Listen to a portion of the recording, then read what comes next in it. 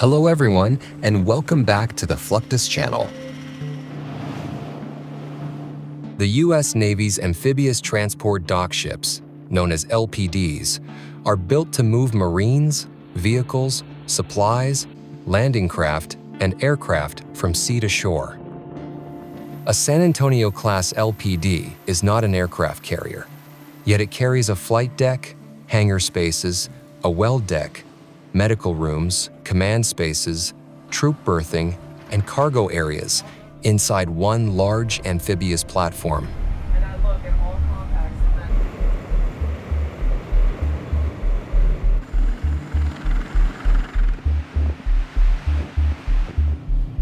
These ships give a Marine Expeditionary Unit a moving base that can approach a coast, launch aircraft overhead, and send landing craft toward the beach.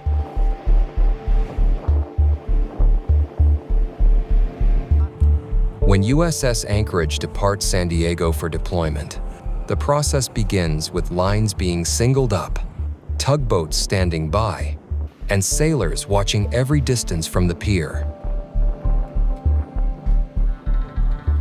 A ship that is more than 680 feet long and displaces over 24,000 tons when loaded cannot simply pull away like a small vessel. The bridge team coordinates engines, rudders, harbor pilots, and deck crews until the ship clears port and joins open water.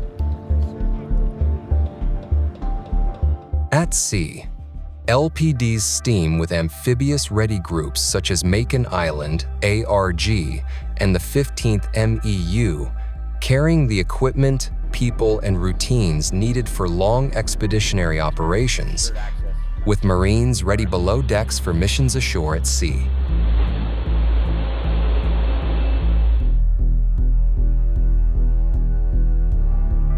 The flight deck turns an amphibious transport dock into a flexible aviation platform.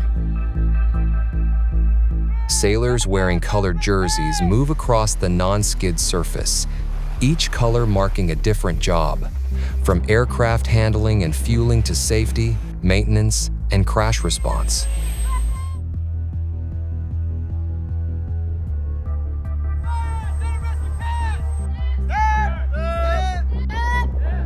Before any aircraft lands, the deck is inspected for loose objects. Firefighting gear is staged, communications are checked, and the landing area is cleared. One loose bolt can become foreign object debris, so every sweep of the deck protects engines, rotors, and lives. Personnel manning the flight deck aboard ships like USS Green Bay work in heat, wind, exhaust, and rotor wash. Helicopters and tiltrotor aircraft do not wait for calm conditions. The ship may be rolling, the ocean may be rough, and the aircraft may be arriving with Marines, cargo, or equipment needed ashore. Deck crews crouch low, keep their heads on a swivel, and respond to hand signals because engine noise can bury spoken commands.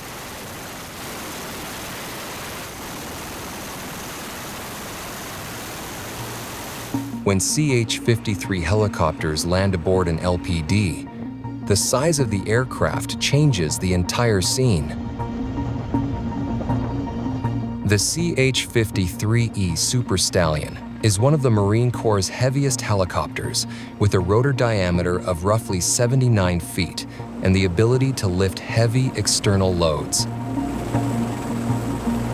As it approaches, rotor wash pushes across the deck, forcing sailors to brace, secure gear, and watch their spacing. Once wheels touch down, chains and chocks are placed quickly. Fuel crews prepare lines, and passengers or cargo move only when directed.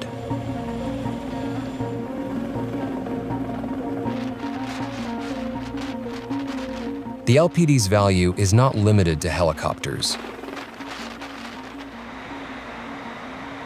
Its storage and vehicle spaces can support artillery, trucks, amphibious vehicles, and systems such as HIMARS for training. Moving a rocket artillery system aboard or ashore requires planning around deck strength, ramps, tie-down points, fuel, ammunition safety, and vehicle movement routes.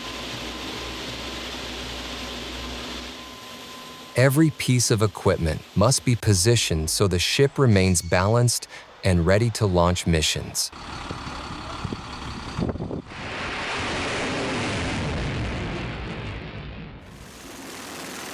Ship-to-shore aviation connects the deck to the coastline. Aircraft from a Marine Expeditionary Unit can lift troops, move supplies, evacuate casualties, scout routes, or support landings while landing craft operate from below.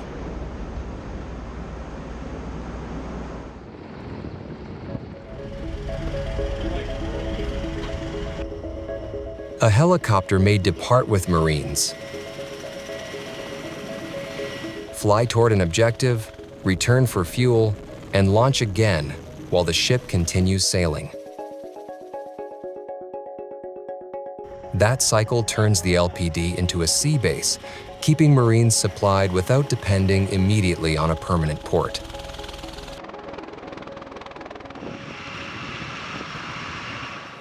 The deck teams also prepare for emergencies. Fire bottles, hoses, rescue tools, and medical responders stay close because an aircraft mishap at sea gives the crew very little time to react. If a helicopter lands hard, leaks fuel, or suffers a mechanical problem, sailors have to secure the area, protect the crew, and keep the ship safe. Flight operations, therefore, become a daily test of discipline. The ship may look gigantic, but on the flight deck, every foot matters. Aircraft, people, fuel, cargo, and steel move in a tight space where practice prevents confusion.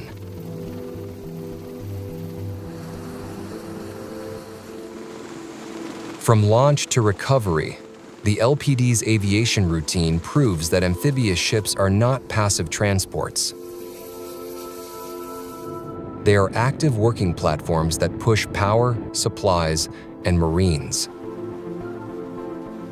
Inside an LPD, the day begins long before most people see activity on deck. Passageways fill with sailors and Marines moving between work centers, the mess decks, the bridge, engineering spaces, medical areas, and command rooms. A ship tour aboard USS Arlington reveals how many different systems are hidden inside the hull. There are navigation spaces, communications rooms, troop areas, workshops, galley spaces, medical treatment rooms, and control stations that keep the ship operating. The bridge is the command center for movement. Quartermasters, helmsmen, lookouts, officers of the deck, and navigation teams monitor charts, radar, contacts, weather, and steering orders. When USS Mesa Verde headed toward Haiti to provide hurricane relief, sailors on the bridge had to treat the mission like both a navigation problem and a humanitarian response. The ship needed to reach the affected area safely, maintain awareness of other traffic, and prepare to support relief work once positioned.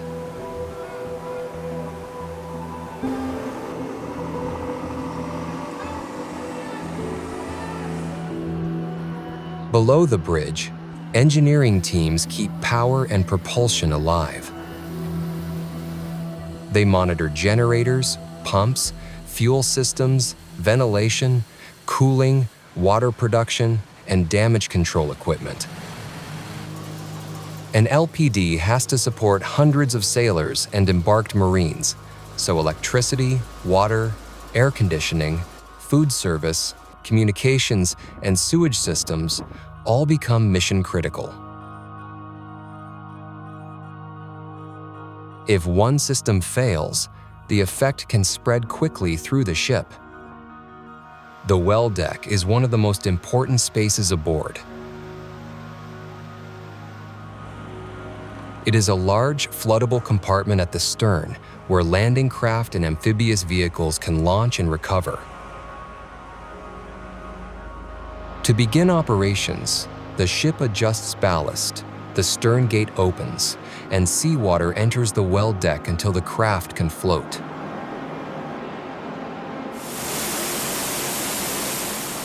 Landing craft air cushions, landing craft utility vessels, and amphibious assault vehicles move carefully under direction from deck crews, safety observers, and control stations.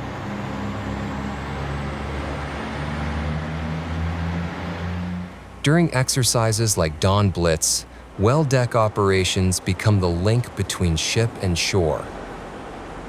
An LCAC can carry vehicles, supplies, or Marines across water and onto the beach, using its air cushion to move over surf and sand.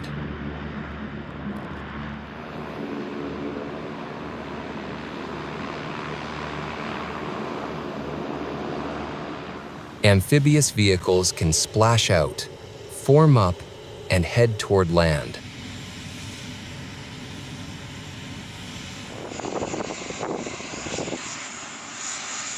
Recovery reverses the process, requiring the craft to enter the well deck while the ship moves in the sea. Timing, communication, and wave motion all matter.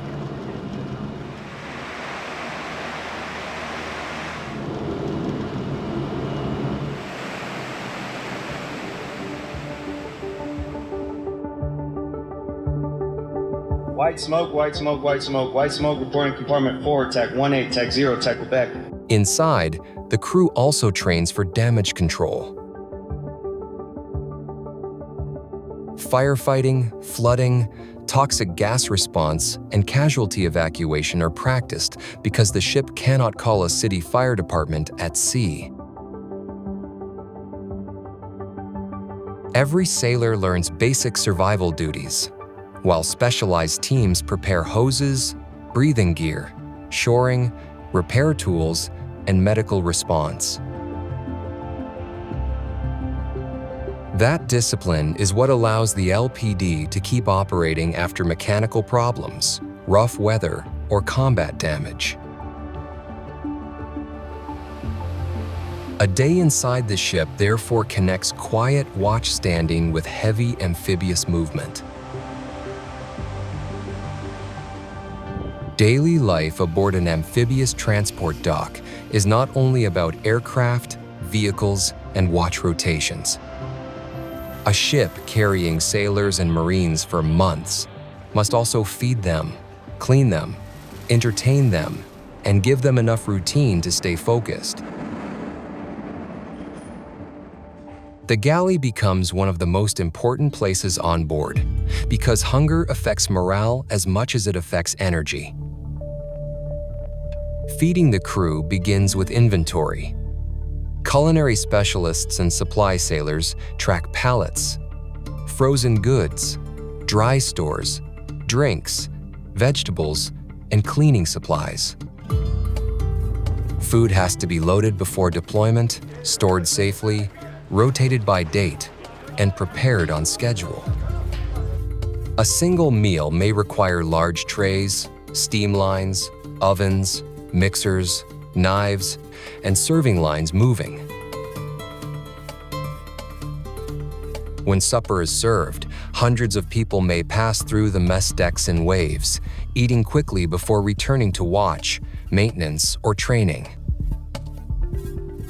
Even simple personal care becomes part of shipboard life. Haircuts aboard USS New Orleans show how small services help maintain discipline and comfort. A chair, clippers, a mirror, and a few minutes away from work can make a sailor or Marine feel human again after long days of machinery noise, flight operations, or crowded berthing. The ship may be a warfighting platform, but it is also a temporary home. Leisure moments are carefully protected because deployment can be repetitive and stressful. Steel beach picnics aboard USS Green Bay turn the weather deck into a break from normal routine. Instead of standing watch or rushing through drills, sailors and Marines gather for food, music, games, and conversation under the open sky. Sports, shoutouts, and team messages add another piece of home. When sailors aboard USS Green Bay cheer for local teams, they connect a distant ship to families, cities, and traditions back in the United States. Still, leisure never removes readiness. A picnic can end, a meal can pause, and a haircut can wait if the ship needs to respond. The crew lives with that reality every day. Alarms, drills, flight quarters, sea and anchor detail, and well deck operations can interrupt the schedule at any time. That is what makes a day aboard a $2 billion amphibious warship so demanding.